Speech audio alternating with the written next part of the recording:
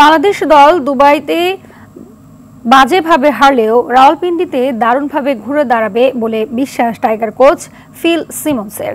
সোমবার রাওয়ালপিন্ডিতে নিউজিল্যান্ডের বিপক্ষে চ্যাম্পিয়ন্স ট্রফির ডু অর ডাই ম্যাচে বিকেল ৩টায় মাঠে নামবে বাংলাদেশ দল। বিস্তারিত মাহফুজুল ইসলামের রিপোর্টে।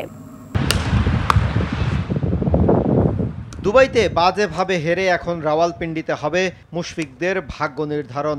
নিউজিল্যান্ডের বিপক্ষে হেরে গেলে চ্যাম্পিয়ন্স ট্রফির পরবর্তী ধাপে ওঠার যাত্রাভঙ্গ নিশ্চিত। চাপে থাকা টাইগারদের জন্য এটি তাই ডু অর ডাই ম্যাচ।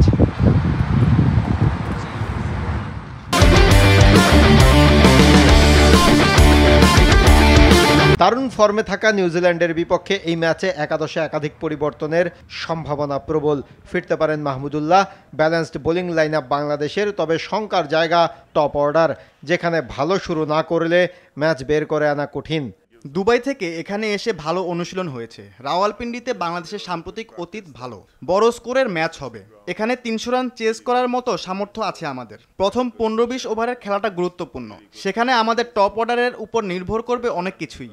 শক্তিশালী নিউজিল্যান্ডের সাম্প্রতিক ফর্ম নিয়ে ভাবছে না Bangladesh coach. Do or die এই ম্যাচে দিনটাকে গুরুত্বপূর্ণ হিসেবে দেখছেন সিমন্স। টুর্নামেন্টের প্রতিটি ম্যাচই গুরুত্বপূর্ণ ও চাপের। নিউজিল্যান্ড এখানে ভালো খেলেছে, কিন্তু ম্যাচের দিনটা একেবারেই নতুন। টুর্নামেন্ট ও সিরিজ একেবারে ভিন্ন আবহের বিষয়। আমার মনে হয় ম্যাচের দিনটা একটি নতুন দিন হবে। এদিকে বাংলাদেশকে সমীহ করছে নিউজিল্যান্ড। দলটির অধিনায়ক সান্টনারের চোখে দারুণ ও শক্তিশালী এক দল বাংলাদেশ, যারা কিনা যে কোনো দিন যে কোনো কিছু ঘটিয়ে ফেলার সামর্থ্য রাখে। মাহফুজুল ইসলাম, RTV।